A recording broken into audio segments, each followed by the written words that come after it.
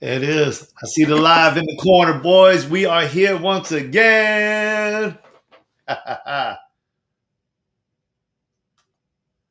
Uh, Absolutely, absolutely. What is going on, everybody? It is Friday, middle of June, July. So I'm off a little bit. Um, Community Beacon. We are live. Last week we had a pre-recorded episode that I thought was awesome. If you all get a chance to go back and take a look at it, we talked about identity and habits and what is healthy. And today is the culmination of the series. So I'm excited for us to jump into it. On the recap, I am you can see on the screen Palm Beach Mike Sevilla, real estate guy here in northern Palm Beach County, Florida. And of course on the other side, oh,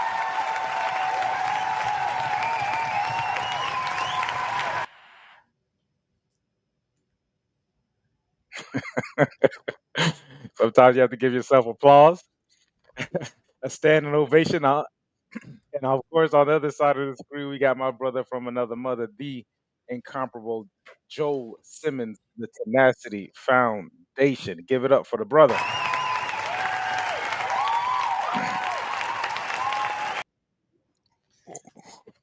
Oh That no. was cut short.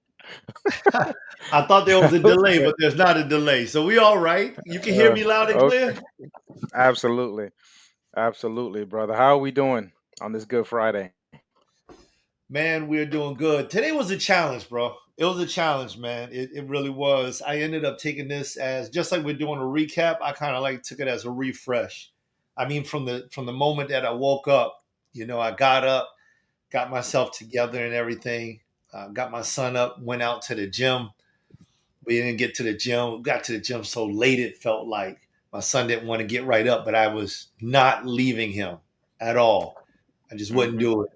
And so when we got there, I was like, listen, this is a stretch day. That's it. I mean, hit the bike for like 20, 25 minutes, made sure my heart rate was up high enough that I could break a sweat. And then after that, it was nothing but just stretches, stretches, stretches, massage, sauna room. We were there for like 2 hours. That was it. And it felt good. Like I felt I needed that. I even took a nap too, and I still was like, gosh, man, whew, this day is rocking me. And I'm like, I'm not scheduling anything else for this day. No, no, sir. I'm not doing it because my body is saying you're tired. You're tired. Prepare for the community beacon. And after this, I got a boot camp that I'm running. And coming shortly after that, I'm going to go to the house of prayer and we're having karaoke night at the house of prayer. So I'm just going to go there and enjoy it, drink some coffee, have some laughs, sing some songs, and just hang out with the family and the loved ones and fellowship. And I'm just going to be. That's it. That's it. No major plans, man, because it's all about being healthy. And when you recognize that your body is like telling you, listen, don't run that body into the ground. Don't do it to yourself. Just go ahead and be healthy, right? Yeah, absolutely, brother. So jump into it. You started already. Just be healthy. Go ahead. Let's I mean, recap this thing. well, let's recap it then. Yeah. So, I mean, listen, good evening, everybody. Glad to be back here with you again.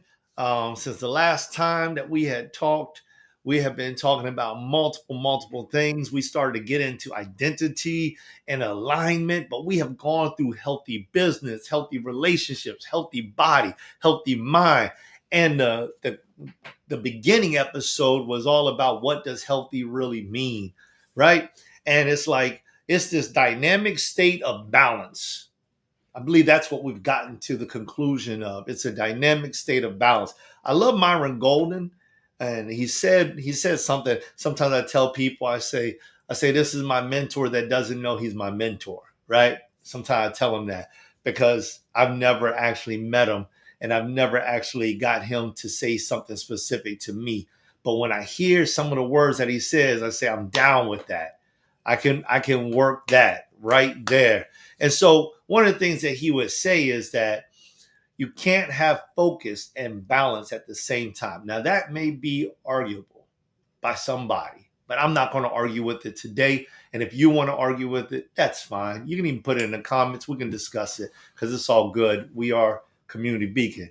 But what he was saying was that it's like it's like your eyes. You know, when you focus on something, the things in your peripheral become blurry because your focus is so when you have laser focus is so much on that one target that you begin to lose sight on the things that are in your peripheral. Now, when you're not focused on something, to the point of laser focus, bullseye focus, then you see so many things that it's easier for you to miss something that you were focusing on. So he would say like, when you're focused, your life can become out of balance because you're focusing on one particular thing. This is what some of the major movers and shakers would call becoming obsessed with that thing that you're attempting to do, whatever it is. But then when you start to feel as if the boat is rocking too much to the left or right, and you take your eye off of whatever that prize is to balance out the boat, then you can lose focus or sight on the thing that you were absolutely attempting to accomplish like that. So I just think it was interesting. And we're talking about being healthy as being a dynamic state of balance, right? Physically, mentally, emotionally, spiritually, in business and home, etc. So it's like I like that part about it. When I think about that, Mike, it helps me more because one of the things that I've recognized over my time is that when I became obsessed with doing one specific thing, and I may not even have stated that I was obsessed with it, Mike, because like these are tokens of my understanding through growth, right? It's not like 15 years ago I would have considered myself to be obsessed with doing something, but I know that I have become so focused on doing one particular thing that I didn't make any phone calls to family. And if it took me a year, I might not have talked with anyone if they didn't call in to me. Like it was like I just had to finish school. I just had to get the promotion. It was just something I was so focused on that I didn't even recognize it. I lost balance. And so being healthy, I think, is not just the dynamic state of being balanced, but I think it's more like the dynamic state of being aware and then doing the right things with that awareness. What you say, brother? It's a lot to unpack. Um, and I guess just from the foundational statement that you made, as far as having focus and being out of balance, it was interesting as I was coming from the gym today. I thought about exactly what it actually while I was in there, right? Like I was in there working out, and I was thinking about exactly what it takes and how much it actually takes for what I consider successful in order to move the needle. And it's work. It's an uncomfortable place, and there's a lot of work involved. Um, I think the way that a person looks at balance or how a person defines balance would be interesting. So if a person is defining balance as having time for everything, then naturally I would imagine most things are you would become out of balance. Heck, even when you are practicing balance, you'll be out of balance because there's always something to do. There's always something extra that you could possibly be doing. But when you start to bring things into focus and not necessarily seeing it as a place of being out of balance, but just being in the of whatever it is, everything takes care of itself. And so when we started talking about functioning, as I observed and experienced and witnessed throughout this series and going out into this world and kind of thinking about this series and taking it with me, I started to notice how many people are they start from a place of dysfunction.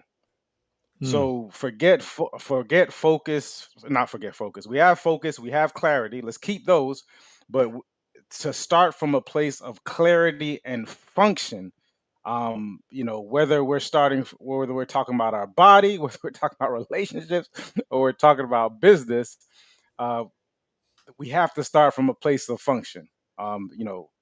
Getting away from the trauma, the ego, the survival. And if we're starting from a place of function, then we can kind of build on that. This brings back this balance. You start to gain what I would call balance, right? Balance, once again, is not me being everything to everyone. It's me being everything to the people who are who are receptive to it, or when it's time to be receptive to it. So within that, that's interesting. Um, we have to start with some foundational things, and what I definitely want to talk about at some point is getting to this principled way of living, right? I'm going to also start or end this series with similar to what I started from, where we're talking about our set points, where we're talking about getting in flow, we're talking about chasing passion, we're saying, and what exactly we started from, but also adding to it, just breaking it all down and really starting from a place of function. So I'm ready. I love it, man. I like what you're talking about. This principle way of living, and there's something that you've mentioned multiple times, and I think it's something that we should all take note of. It's like knowing your base, like knowing where you are today. And I think that that definitely comes down to just being aware, right? I got a saying, wherever I find myself, I check myself. Like I need to know who I am, what's going on in my life today, what matters to me, what am I building towards, right? And so when I hear like principal way of living, it's like that is a continuum to me in my mind. So I'm interested in hearing what your thoughts are. But when I hear principal way of living, right? So it's like living. In other words, it's not something that is past tense and you cannot just arrive at it in the future. It's something that is always present. And so this principle way, to me, it just means that this is always being curated as much as the mind thinks it's being curated. So I'm interested in that, brother. Break that down. So how I see it is that we this is how people we normally do things, right? We make an emotional decision, and then we figure out how to we rationalize it. We rationalize it. We bring reason to it. So now we have this confirmation bias looking at that we're trying to prove whatever it is that this decision that we made emotionally. We attempt to prove it correctly. Um, and so we get end up in a couple of different places because depending on how we feel that day or that time is going to determine how we react to things. Like, oh, because this person did this, I can react in this kind of way. Because I'm feeling this way, I can react in this kind of way. Which is not principle, is something that you're ready. Is essentially the hill that you're going to die on. And so what we don't necessarily define to ourselves, and we don't become, and therefore we're not the standard bearers within our own lives of how we do it, because every time you see this person, you kind of don't know what you're gonna get. Right, today this person might be, he or she is living on this kind of way, and then instead of going through it and saying, okay, well, I heard someone give this example in regards to a principle. I'm going to be kind to old people, right? Older people, right? Define old people, people who are over the age of 70, right? I'm going to be kind. So, this is a principle that I'm going to live by. We then get someone who's 70, they're not in a good mood, or something happened to them, and they're mean to us. And we think that, and if you're not principle living, because they're mean, you decide that you can be mean. I'm going to treat this Mm. person a different way, going against the principle of I'm going to be kind to the elderly or the older people, right? So if we, and I want you to think about some of the people who at least I tend to admire, the people I tend to admire. These are people who, in spite of things happening, they remain a certain kind of way, right? They state something exactly how they speak is how they live. This goes to last week we kind of spoke about integrity. So anybody, and I had to go through this thought in my mind, anyone who I respected in a certain kind of way, who I held up high, respectably, they spoke what they spoke and they didn't go against it, in spite of if it was going to cause them an inconvenience, in spite of if they would take a loss in the situation, in spite of if they were going to lose somebody, right? Like they would say, "Well, this is and this is not to say that you're extremely rigid on it, right? Because once you get new information, you can say, well, maybe this didn't work out, right? That we have to understand that the results are going to kind of say, okay, well, this way of living is not, it's not, it doesn't give you positive outcomes, right?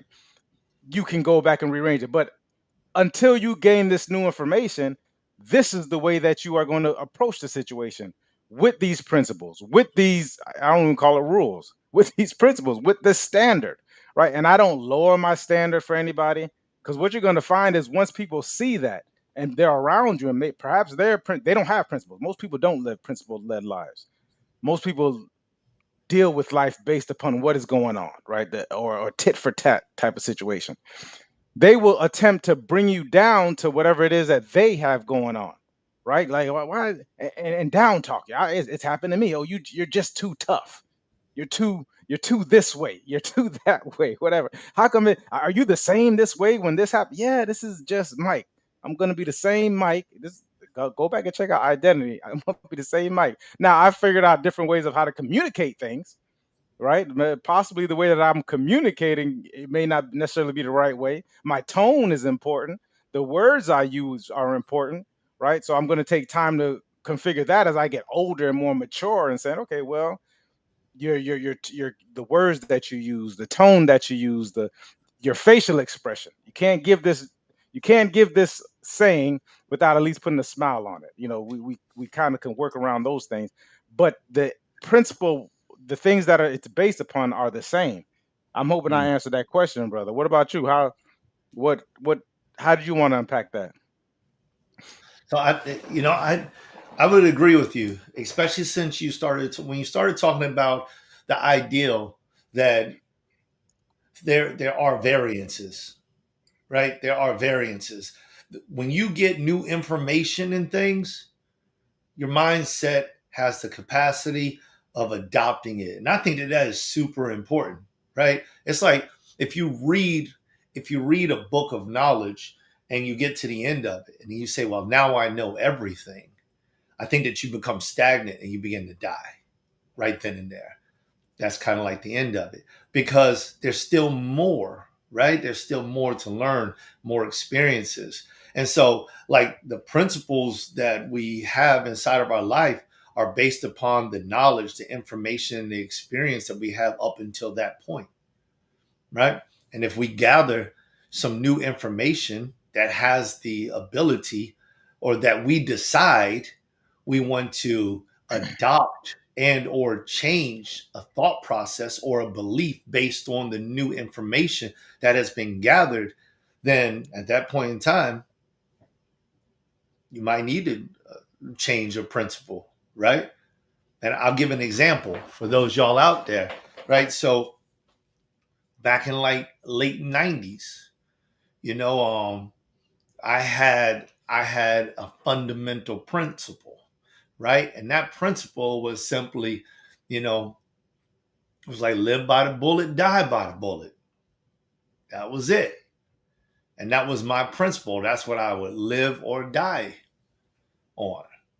But then I had a change, right? All of a sudden, I started to learn more about life, more about liberty. I started to learn more about how I didn't have to live that way, how I didn't have to put myself in certain positions where where my life was always threatened.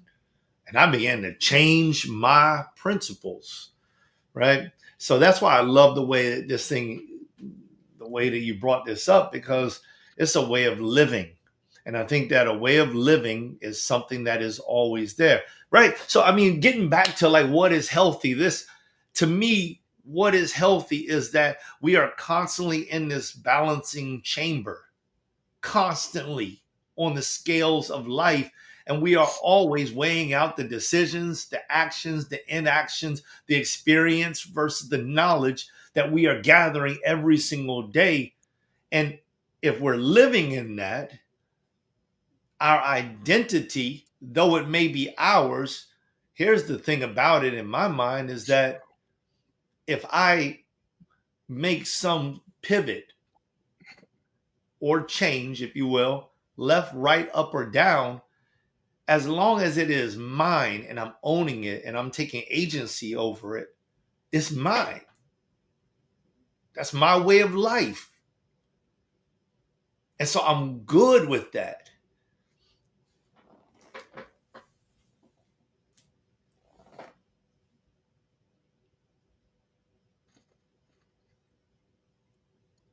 I don't. I agree. I think people do need it. I was speaking with Beethoven yesterday, and one of the things that he mentioned was, um, well, it was more so about coming from a place of being out of bounds. So he was talking about being out of bounds, and this is the decision that you've made. I Out would of hope that you bounds? not out of bounds, meaning not being in a necessarily doing something different. How about that? Okay. So this is where he was coming from, doing something different, out of bounds, something that he wouldn't normally do, and taking whatever that comes with it, being able to be held holding themselves accountable for that, right? So that's a healthy way of living because because we come from places of strong dysfunction. I'm not I make no qualms about it. Because we come from places of strong dysfunction, we are and we're seeing the result of it. We decide that at times that we're going to go in a different route. We may go against the crowd, against the what society deems proper, right? Like coming from a place of Caribbean culture, becoming an entrepreneur without a job or having a job and then deciding to leave your job and become or start a business or becoming an entrepreneur or go in a different direction, people will look at you differently, right? So as long as and you need to understand that when you go in that direction, that whatever comes with that, because maybe or maybe not it's the right decision. We know that 4 out of 5 businesses go out of 4 out of 5 businesses aren't around within a 5-year period, right? It's almost like being doomed. So we going in there with that information, that clarity, and knowing that that happens, and then if it were to happen to you, as long as you take accountability for it, then you know taking the part of taking the accountability is the healthy part. Starting to blame it on other things is when it starts to become unhealthy. When you start to give agency or give this responsibility to agency to someone else, right? Putting someone else out there. Well, if you had, so you hear it all the time.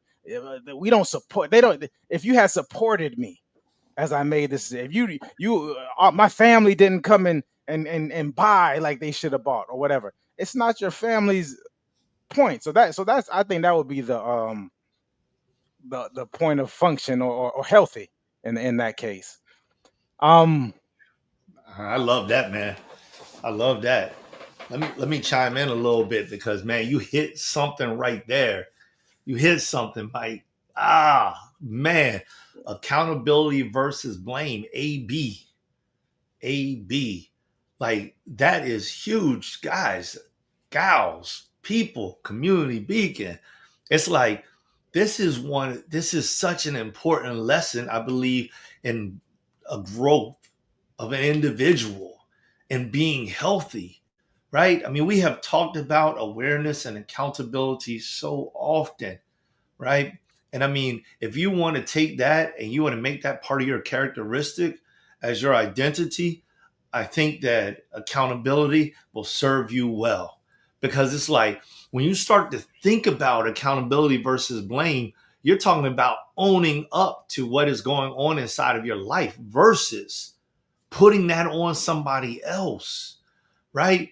Because blame is like deflecting the responsibility on others. And it's almost like to say, I'm not strong enough. I'm not worthy enough to even handle my own choices in life.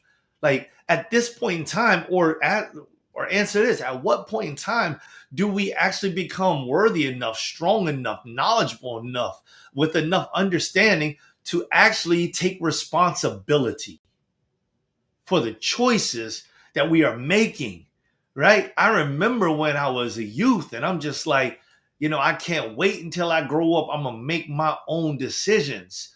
But then so many times I run into individuals who have that capacity, but yet they bury themselves underneath the blame of somebody else, crashing in on their life and destroying their life, causing dysfunction and disruption. And the thing about it is like, just take accountability, right? I cannot control. I think we had this example. Mike and I were talking about this months ago. And the example was, if a dude shows up inside of a convenience store that you're at, and he takes a gun out and he robs the convenience store, you are not accountable for the guy robbing the convenience store. You're only accountable for the deeds and the work you do. Whether you go up there like Superman and try to disarm him, whether you hide inside of the freezer, the refrigerator, or the freezer, or something like that, whether you make a phone call to 911, whatever it is, you're only accountable for the things that you have done. You're not accountable that somebody else decided to rob the store. You're not accountable if they decide to rob you. You're not accountable if you don't fight back. Excuse me. If you do or don't fight back, that's on you. But you're not accountable if he points the gun at you. It's just not you. It's not your choice, right? He can even threaten to take your life if you don't do X, Y, or Z. You're not accountable to that neither, right? Because he made that choice to do all those things. And many times we are not even in life or death scenarios. And people are literally just saying words. And we're allowing for those words to penetrate us as if somebody was holding a gun to our head and threatening to pull the trigger. And we are doing anything and everything that that individual says simply because they are speaking to us. No, I'm just saying it, y'all. No, take agency. You don't have to do what they say do. Even if the person holds a gun to your head, you don't have to do what they say do. Now, I mean, if they take a life or if they leave a life, if the gun's in their hand and the power's in their hand, the authority's in their hand, they don't necessarily have authority over your choice. You still make the choice to do or not to do. This is high level accountability. High level. Many people are not reaching this type of level. When you reach this type of level, it becomes a little more challenging in life because you realize that really there is nobody in the world that you can blame for anything that happens or anything that you do, because everything that happens, you have a choice on how to respond. You have a choice. You can make a decision. So I love that because it speaks to the man inside of me, right? That speaks to the man inside of me. I think 1000%. So the question would be how, right? Like how does one properly respond? You know what I mean? Like today, it goes back to the beginning, that same conversation. If you're not living a principle led life, right? And I'm glad the brother says it speaks to the man. I think it speaks to the man in most people, even if you've never seen a man, and even if you never really had a man in your life.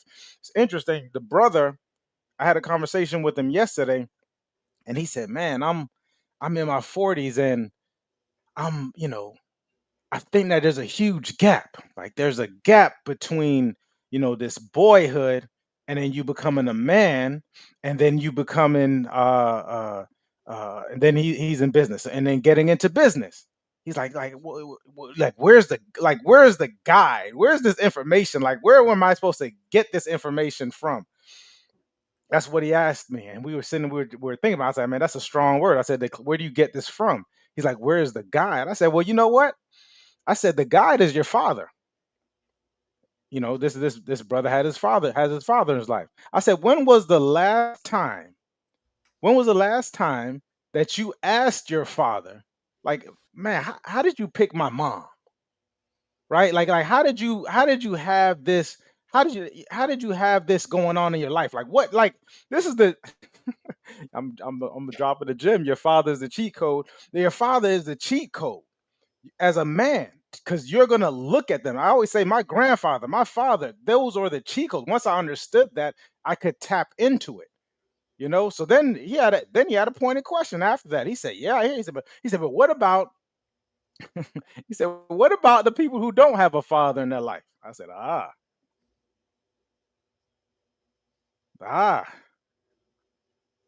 I said, well, biologically, you got to have a father, right? Biologically, you got to have one. And these are and this is for people whose fathers are not there. Possibly, like look at our community. That's why this community is born out of dysfunction. When we look at the numbers, 80% of kids or children are being born into single parent households, and 70% of those I think it's 80% of those households. It's a mother led household. You're missing a key component, so you're not able to see it, and then you grow up in a place where, and I'm gonna get back to being healthy, but I'm talking about the dysfunction in the community. You get to a place where everything that you do is in opposition to what you think your father is. I'm gonna do this, right? I'm gonna go this way because my father wasn't there. I'm gonna be this way with my kids because my father wasn't there. So it's almost as if you don't even have your own identity because your identity is based on your father not being there, right? Ooh. So it's an interesting place that we can go. This is what I told him. I said, I'm gonna tell you what, don't listen to me. Do what you want. Is it but you need to have some type of forgiveness there if this is your situation, right? Accepting, and then there's this forgiveness part. You're not forgiving your father for him. You're doing it for yourself because that person is the cheat code. I've known people who never knew their father and met him later on in life and said, "Man, this man walked like me. How is that possible? I was never around him." Do you understand how powerful that is to be able to see this? Like, I was never around this guy. 30, 40, 50 years later, I get to meet him for whatever reason, or I saw a video of him or something if they're not around. And I'm like, man, this man walks like me. And he never interacted with you. Do you understand how powerful that is as far as biology is concerned? For you not to be around and you have it's in your DNA to walk a certain kind of way. So what else is in this DNA that's prevalent within you that you don't know? The brothers say you need to check yourself. Well, how do you check yourself if you don't know who you are? This is the starting from the dysfunction. So it gets back to that. So we went back to healthy, and even at the beginning episode, and the brother kind of spoke about it, was this set point. What is this set point that that is me? And what I found as we were doing this and experience and really just going to myself and understanding it is that for me personally, my set point was a lot lower than what I gave it credit for. Because I would always think that my set point was when I was in flow. Oh, this is Mike. However, it was when I was in flow, when things are going well, when I'm, quote unquote, operating on all cylinders. All these things are going. But then when I found out what my actual set point was, I was just like, oh, this thing is it's kind of boring, right? I'm looking for excitement, dopamine hits. Whether that's through food, whether that's through talking with people, whether that's through, you know, doom scrolling, like whatever it is, that's me chasing a feeling as opposed to being able to sit with oneself and actually be and say, "Oh, this is where I'm at." right? And now once I figure out where I am at, how do I just raise it? I just want to raise it just based on what it is that I know about myself. Well, what can I start? I think we spoke about habits. What kind of habits do I need to start putting into my life?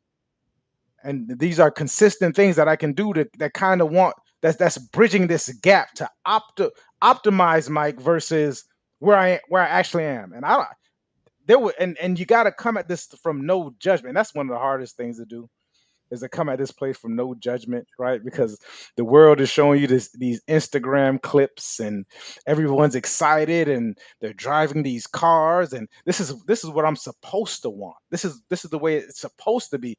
But once again, go back. I'm not in this world because the world is a dysfunctional world. I'm gonna tell you now. It was interesting to me because it's crazy how we all have it, but I know how to get it.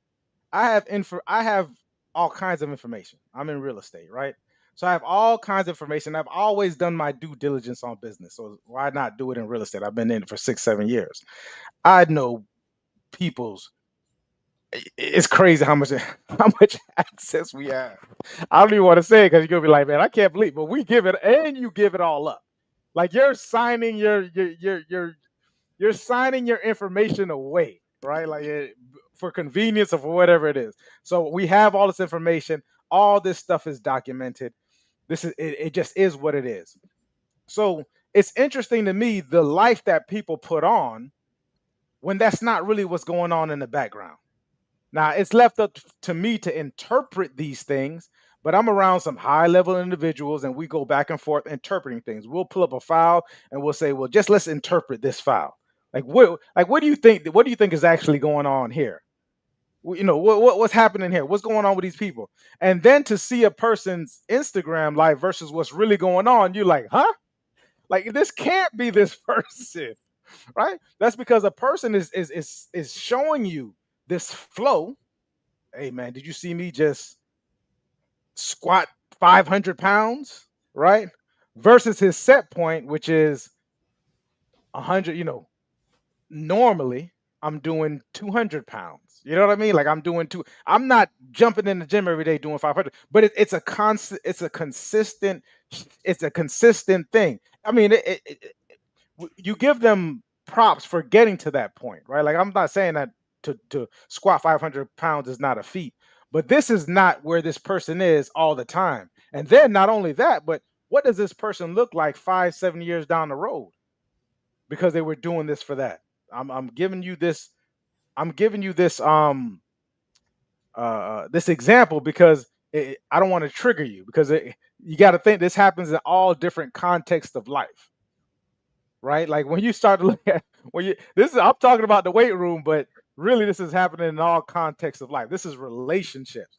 Oh, this relationship looks like this, but this is really what the set point is. This is what this person's partner is saying about them. This is what this person's partner is doing. I don't want to. We talk about that one guy, the CEO that got caught recently, that gate. Um, but the thing is, we need to pay it the Coldplay I'm thinking about the Coldplay concert, but I'm getting past that, guys. We're thinking. I don't know if have you seen it, brother? You're gonna have to Oh show it my to me. God. Real quick, because this is what's going on now. This is like the talk of the internet. These people are at a concert and they're hugged up, and they put them on the big screen. You know what I mean? Like they put them on the screen, the screen of the concert, and as soon as they show up and they see themselves on the screen, these guys duck out. Like one runs around the corner, and the guy like, oh, it looked like he disappeared into the floor. And so, so because of their reaction to this, everyone started digging into it. Come to find out, this is the CEO of a company called Astronomer, and it's his HR director, right? They're hugged up Oh, at this concert. She's married, he's oh, married, and this is it's now on they the screen. call. Yeah, you're not. I mean, it just blatant. And the person next to them is the vice director of human resources. Like it's just showing like these things that are going on. And then he writes a whole letter. It's one of the craziest things. But it's really their reaction to it, right? They're leading this double life. Well, this is kind of what most people are doing.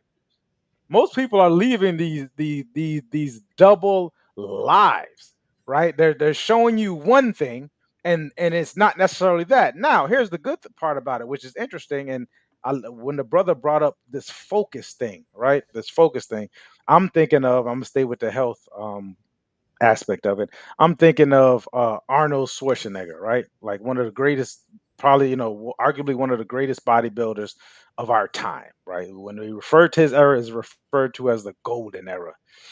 Um, and he was able to really like focus on the on his life, right? Like and focus on his life. And he was so focused that he missed his father's funeral. His mother called him, said, "Hey, you coming back to?" I think he's from Austria. Are you coming back to Austria? He's like, "Nah, he's already dead. There's nothing I can do." And he hung up the phone and he continued what he's doing, working out 6 times a week, so on and so forth. So it's like we see this, but we don't see the background of everything that's going on within this guy's life. We actually, what I was getting at was actually what it takes. Okay, and brother, I definitely want you to chime in on this. What I realized, one of the things that I realized is how hard it is for people to change and like really get into mastery.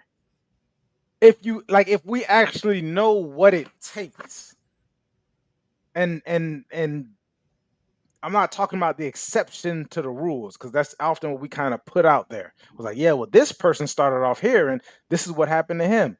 I'm saying moment after moment, how hard it is to actually master something, to stay focused long enough to master something, right? And move on to the next thing. I'm finding that out with this with this body working out. And I'm like, man, I've been doing this for weeks. My diet's changed. My workouts are becoming more intense. I'm becoming I've passed, but I'm just thinking about how much I actually put into it to get to this point, and it's not even nowhere close to where I thought I would have been as it is now. Then we jump into the environment about people who are seeing this change in you.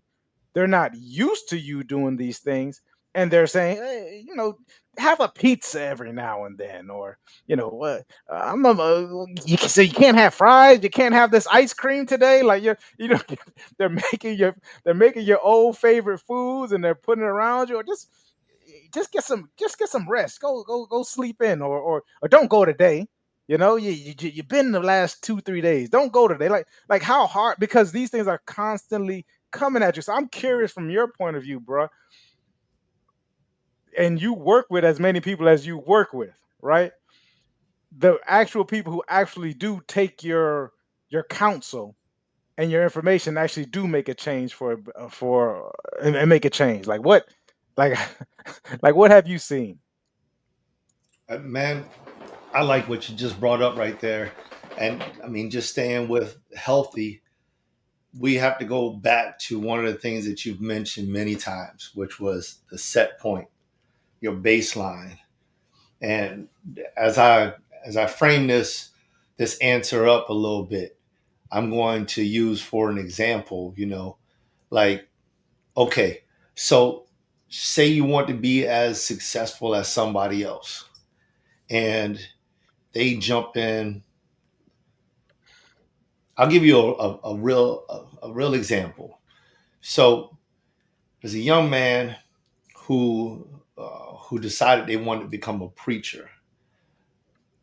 Another young man had already become a preacher, so we'll call him the young man who wants to become. We're going to call him preacher number one, and we're going to call him young man that has already been a preacher. We're going to call him preacher number two. And you understand why I say it that way. So preacher number one is looking at this man like, gosh, man, how do you do it?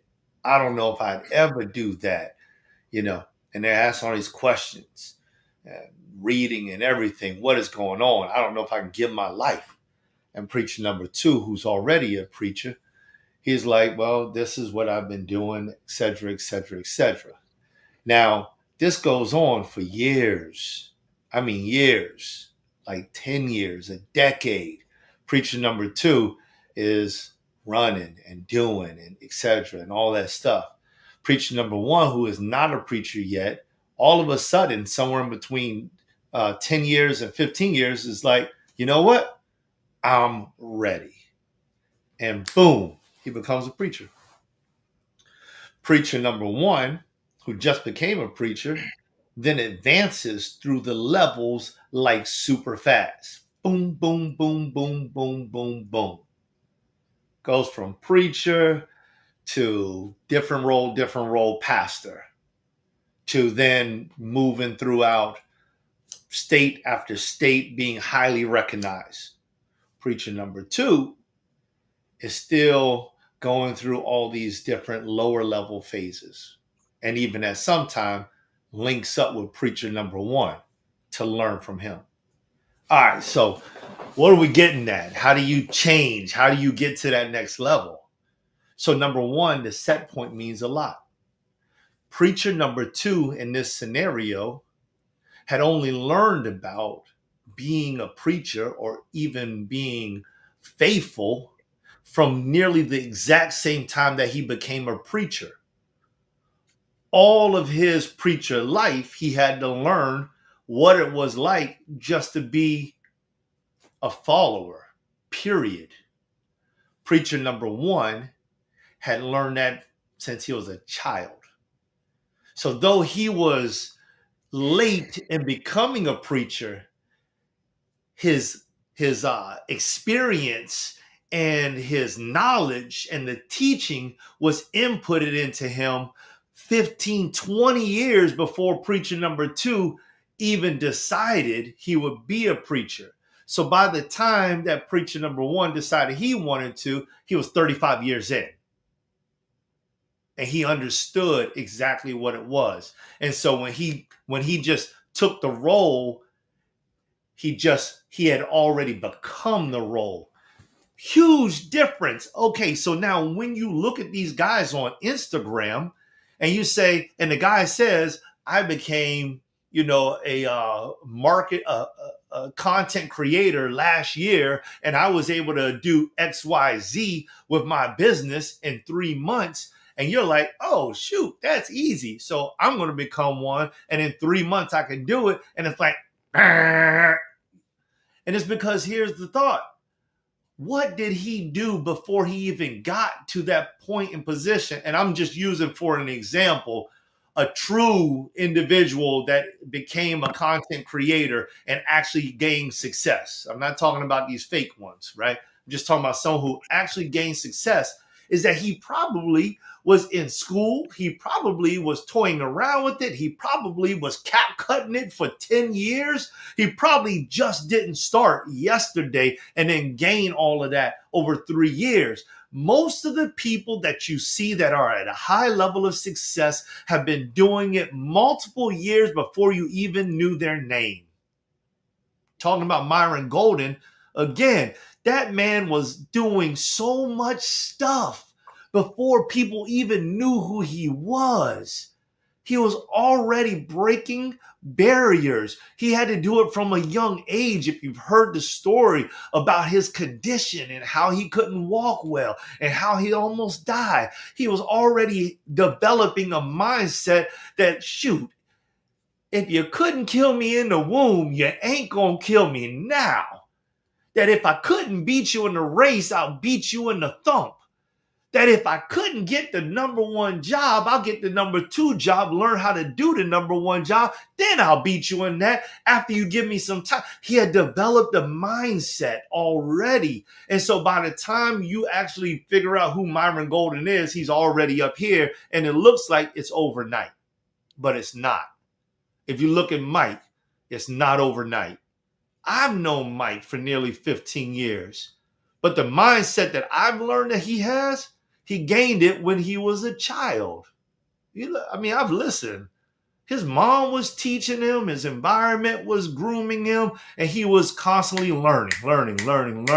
And so all of us are doing that. Now, let me just go ahead and answer this question, but I wanted to set that as a framework because I can give an answer and someone can take my answer and be like, oh, it's that simple. Okay, yeah, it is that simple, but it doesn't mean that it's not going to be difficult for you. going back to the weightlifting analogy, it's as simple as weightlifting. You first time you go on to weightlifting, we'll use bench press since everybody knows about that. You pick up the bar, you're like, whoa, whoa, whoa, whoa, whoa. How much does that weigh? They're like 45 pounds. You're like, dog, I don't want nobody to see me lifting this because I see other people with 45s on the side, right? And so, but you go in there constantly, constantly, constantly adding a little bit of weight. And over an elongated period of time, you're lifting much, much more.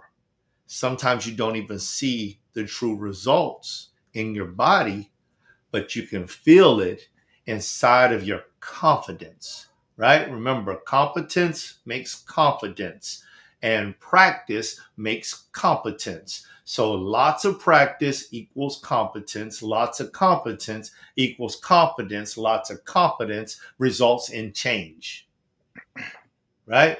That's the system, that's the way it works.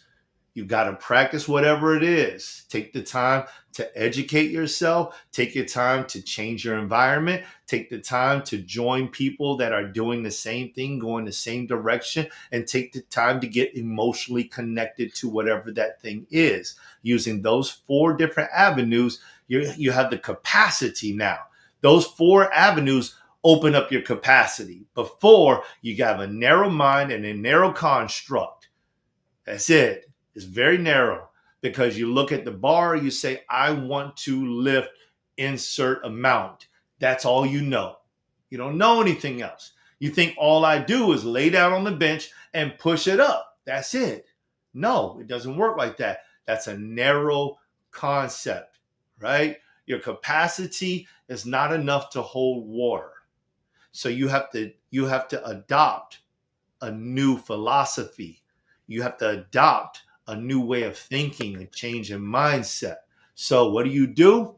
You get around people that are doing it and are better than you. You listen and you read about people who have done it that were better than you. You get into an environment where many people are doing it, and they don't even have to be better than you, they just have to be committed. And then you become emotionally attached because whenever you're emotionally attached to something, it helps to give you an intrinsic push, right? Do those four things, and what happens is your capacity begins to open up because what happens is viewpoints begin to enter into your cup, words enter into your cup, the feeling of the environment enters into your cup. This drive and internal desire to do something and to be something and to go further enters into your cup. And your cup cannot hold that with the same old cup. So you have to get a larger cup and a larger cup and a larger cup. Your capacity grows. As it grows, your practice builds and your practice builds into competence. You begin to learn. Don't do it like this. Don't do it like that. Do it like this. Do it like that. Be more consistent. Give it a little more go. Sometimes you get flat and you don't do well, but you pick it back up. So you learn about persistency. Persistency and consistency begin to drill inside of you. Your competency level raises up high. And once it gets high enough, you begin to become confident. And confidence helps you to stay focused. Now that you're focused and you're doing exactly what it is that you want to do, you begin to see results. That's where change comes. So that's how I would outline it. That's how I'd frame it up, brother. What you say? I love it, man. And you jumped into something and it brought something to mind. Um, was about getting like I've real environment trumps environment is going to have you going in a direction. The people in your environment, people, places, and things, they have you going within a certain direction. So it's so important for you to get around people that are going in a direction that it is that you want to go in, um, and humble yourself. Hmm. What I've noticed about dysfunctional people, or when I'm in my dysfunction, is that I'm not humbling myself before certain things. I'm not asking enough questions because I don't want to know, I may not necessarily want it to be let on that I don't know as much as I think I know. I'm not talking. I'm always I'm in direct competition with the person who I actually need to be getting information from. Even within this conversation, going back to I'm gonna go back to Arnold coming up. It's so important for all of these people, if you and they're friends now, for all these people to attach themselves to something. Like Arnold had been doing this since he was young. And not only was he doing it since he was young, he was gifted. He was gifted, he was blessed, and and so he was like the perfect storm, time and chance, this time and opportunity. He came, and everyone, guess what? Where he was ended up becoming the mecca, and they all still know of each other. They talk about each other, how they worked out. Of course, they some people develop their own ways of doing things, but everybody kind of got behind Arnold's wave, right? That's why some people get upset because there was one time when he went up against Mike Menser and he came in out of shape, but they still gave him the number one place. There's a reason for it. It's because Arnold was pushing this wave. So many people were gaining fame, were getting different opportunities, the wider gym, all these different things came around because Arnold was being pushed in a certain direction, and these people all got behind Arnold. You don't have a lot of chances. I'm gonna tell you this now, right? And this individual thing is killing us, right? There's everyone wanting to be the one, right? Neo. Everybody wants to be Neo. It's only one Neo according to the Matrix, and that's why it's the one. He was the one. And we decide that we want to go in all these different directions, although one person is gaining traction. I want you all to pay attention to this because this may go against what the brother. So for my thing, I don't think people change throughout this, and I've just noticed it. One thing that I understand is patterns, right? And it's based on information. And I observe. I don't imagine things. I observe them, and yeah, man, I wish it would have been this way. How come it can't be this way? I'm not even worried about all that. I'm observing it, and I'm seeing the results. And and the results are not, for some people, are they don't really change. You have certain patterns, and most people are basing their purpose based upon things that they're imagining. So I have the three P's, right? Patterns, principles, and purpose. Right? Because I want to go back into principles. Most people we don't live principle based lives, right? Like we don't have it. We live emotionally centered lives. It's natural, right? We're emotional. People are emotional, but we don't have. But in order to combat the emotionalism, is the principle. If we go back to that same thing of the example the brother gave about someone holding a gun in a store, how you react emotionally versus how you react principally. When you react emotionally on any given day, it's going to be a different reaction. Today I'm gonna save this girl, I'm gonna jump in front of the bullet for somebody because I feel a certain kind of way, versus, yeah, I'm gonna hide in this corner. That's emotionally. If you have a principled way of living, saying that it's my job to protect women, uh, ladies, uh, not, and there's a distinction between females, ladies. There's bees. There's all different kinds of things. But let's say you have a principle that you're going to protect a lady, right? When anything happens, it's not about guessing like, am I going to do it today or am I not going to do it today? It's, I'm going to do it, right? This is what combats this principle. This is what actually gives you the accountability. The accountability is based on principle. You have a principle, and then you say, okay, well, I'm going to do, and it's either you do or you don't. It's ones and zeros. It's binary. It's either you do or you don't, right? And that's what your principles are based on. Either I'm doing it or I'm not going to do it. All right. I digress. Healthy, right? That's what we're talking about.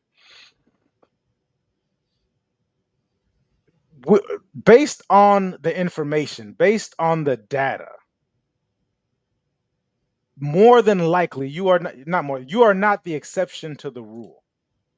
So when you get around people who are moving in a certain direction, you don't get there's not because we come from a place of dysfunction anyways, right? Because you come from a place of dysfunction, you're not getting all of these chances to become something. Most people, if you look at them, they don't really progress that much more than where their parents were, right? Based on your culture or where your parents were, their status in life, we have this American illusion that, yeah, I can be rich tomorrow. That's not necessarily the case. Most people are exactly where their parents were, and sometimes they're even worse than that. You're either that or it's less than that. So if you can just get to where your parents are, you are already successful. And if you can start to build upon that, then you going, all to the better, right? But you're not necessarily going to become this, Elon Musk, or have $30 million or whatever it is. These type of things just don't happen like that. But if you live this principle based life, you look at your parents, you accept at where you are, and all you do is you just build on it. That is the healthy part of it. That's being functional, right? But when we start to shoot, and I'm kind of going to all different kind of places. When we start to shoot in all these different ways, we start to see these patterns that just continue happening over and over again, right? Like you're not moving, brother. And I'm gonna stop it right there because I, I'm going in a different direction. All right. All right. Well, I mean, we're talking about healthy. What is healthy? And here's the thought, ladies and gentlemen, is that this is a healthy conversation. This is not meant to be who's right, who's wrong. And that's why we asked the question. You've seen the banner come up multiple times, right? What's your thought on healthy? I mean, at the end of the day, it's going to come down to you. It's going to come down to me. It comes down to Mike. Nobody's forcing you to adopt my belief or his. But at the end of the day, it's like, what is working towards your benefit? If the things that you are doing inside of your life are not benefiting you, I think you might need to invest in some type of change. I think it might be a good idea in perspective, in environment, in people. Uh, you know, I think Mike and I, we used to talk about it a while ago. Said if you're hanging out, and I don't know why we brought this up, brother, but if you're hanging out with those guys on the corner and you come back 5 years later, they still on the corner, maybe you shouldn't hang out with them on the corner. I mean that might be one thing you want to do. But it was just an example that was used before, and maybe it's because of the past or whatever. But whatever it is, healthy, figure out who you are, who you desire to be, and then from there, start building incrementally, develop new habits. If you can't figure that thing out, go talk to your dad, right? Go talk to your mom, right? And if you don't have those people around, then go find somebody that's got it going on. Read a book. There's so much information everywhere.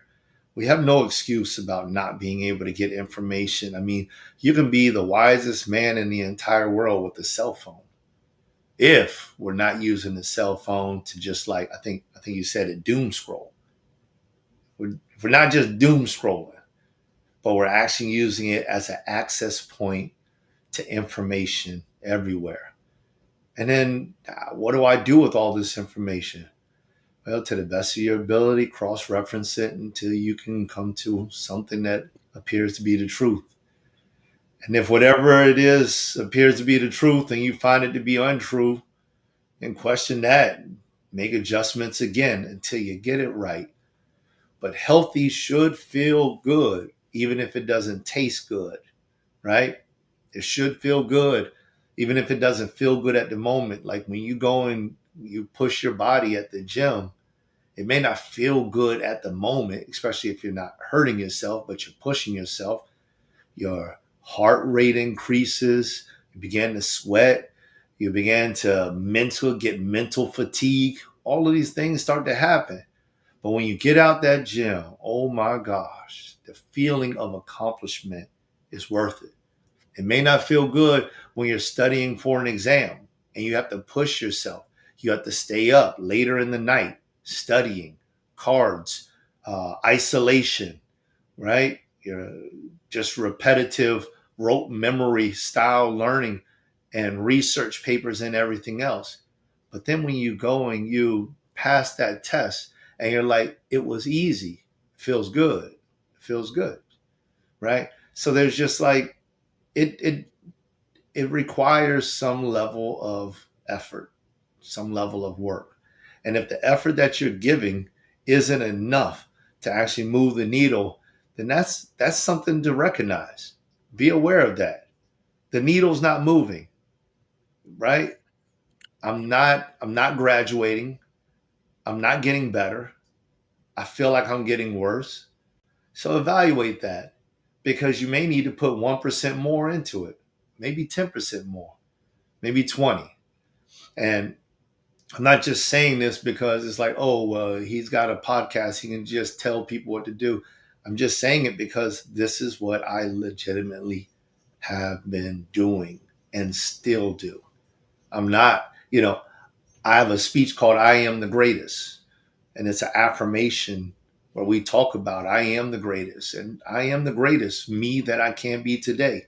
But it doesn't mean that I cannot be greater. And in order for me to be the greatest tomorrow, I need to make an improvement because if not, I remain the same thing as I was yesterday. And for me, I I prefer to continue to grow. I got a growth mindset. I'm around people that have growth mindsets. If you don't have a growth mindset, you probably are not within my circle. You just aren't. And there's no offense to you.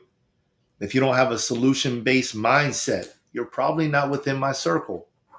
No offense to you, right? There's none. It's just, I need to be around people. I need. And that's because this is my identity. My identity. It's really, I can say I choose. But for me, it's like, okay, I this is a heavy desire. I don't even want to think about it as a want. I want to think about it as like I need this like breathing, right? And that's my choice. You can say whatever you want, but my choice, okay, just like I breathe, I need to be around people that are positive, growth mindset, that are going forward. Because when the day when Joel Simmons feels as if he cannot do, I need to have a list of names that I can call. Hey, Mike, what's up, bro? Man, let me tell you what just happened. Hey, man, it sounded like dot, dot, dot, dot, dot, dot, dot, dot, dot. You're doing right. Just keep going. Okay. All right, click. All right, that's it. I'm back in the game. And when you don't have people like that around you, when you have people that are just going to jump on the bandwagon, man, I can't believe that they did that to you, man. You right to blame them, blah, blah, blah, blah, blah. You're going nowhere. So for me, having a certain type of people in my corner, I don't care if I call them one time a year, y'all. When I call them, I don't care if they're going through the worst day of their life. When I call them and they recognize I need help, they're going to give me good advice. I guarantee that. Because that's the type of man that I am. I had people call me up when I was dealing with death in my family that had happened within an hour or two of them calling up. They never even knew because they needed me. And I showed up. So my expectancy is that the people in my corner will do the same thing for me. And they don't need to know that. Why? Because I've taken the time to decide on who is in my circle. You don't get to choose that. This ain't nothing about best friend and brother and blood. No, I make the choice. I don't even have to tell you. But I know one thing, if I've done my due diligence, my homework, then I know that I picked the right people. Because when I call them up, it shows up. And so this to me is going back to healthy relationships. For me, that means healthy relationship. And I had to change that because there was a bunch of brothers I was running with that if I called them up, whoop, boy, It was gonna set it off for me. Go ahead, bro. No, that's it. I think we've round the corner on this thing, man. It's a lot to unpack, and that's because we think that this thing is supposed to be a certain kind of way, and it's not necessarily that, right? It's just that it's not in alignment, it's not integrity. I need to go seek some clarity. I need to get around. I need to see what's going on in my environment, and I need to make that change. And it more than likely is going to get worse than it gets better in your mind because it's uncomfortable. It's a different place. Mm. You're anxious and surrounding it, right? So it's just and you just continuously, like the brother mentioned, just being growth minded. I'm learning. I'm exposing myself to these different things, right? I'm understanding and I'm accepting where it is that I am, and I'm seeking clarity. I'm seeking. I'm getting into focus, right? I'm getting into focus. I'm not concerned about I totally get the understanding about the balance, but I'm not worried about that right now. Because as I get clarity and I get focused, these things are going to come with it. It go If you all go and look at the body part, the healthy body, I spoke about iodine, right? And how we don't have it, right? And these things, as you start to become sufficient, you're the opposite of iodine deficiency. As you start to become sufficient to you're getting enough iodine, things start to change, but then you're getting healthy. That was my paradigm shift. I need to get healthy, and all these other good things come along with it, whatever they may be: losing weight, eyes brighter, more energy, less brain fog, whatever it is. I need to get healthy first. I need to focus on that first. I need to get clarity first, right? Before I start doing things that I think is my passion or my purpose, right? This is my passion or this is my purpose. No, go seek clarity. Seek clarity. Go seek clarity. Go get your principles. Start to get your principles, your habits together. These things that that are going along with your principle, and then all these other things are going to be added on to you. You ain't got to worry about losing weight. Once you get healthy, it's going to come along with it. Or you're going to realize, like, I might need to gain weight. And it's going to go in certain place. So just get healthy first, get clarity first, right? And all these other things get added on to it, man. I think this is time well spent. We appreciate you all for this healthy series, for you all tagging along. It's in the cloud. Go back and check it out, man. Tenacity Foundation, Michael Seville, the Facebook page, Tenacity Foundation on YouTube. Like, subscribe, put your information in. Give us some comments on it, man. And then we're gonna keep it going.